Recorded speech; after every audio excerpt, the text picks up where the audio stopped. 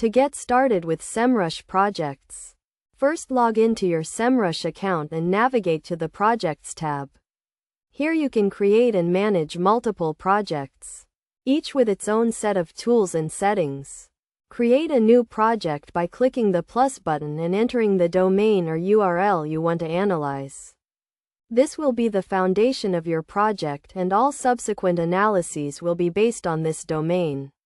Next, set up your project settings, including the target location, device type, and language. These settings will determine how Semrush collects and analyzes data for your project.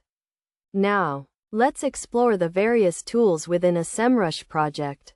The Audit tool analyzes your website's technical SEO, identifying issues and providing recommendations for improvement. The Position Tracking tool monitors your website's rankings for target keywords, providing insights into your SEO performance. The Competitor Analysis tool allows you to compare your website's performance to that of your competitors, highlighting areas for improvement and opportunities for growth.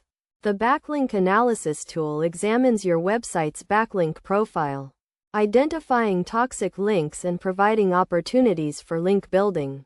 To get the most out of Semrush projects, it's essential to set clear goals and track your progress.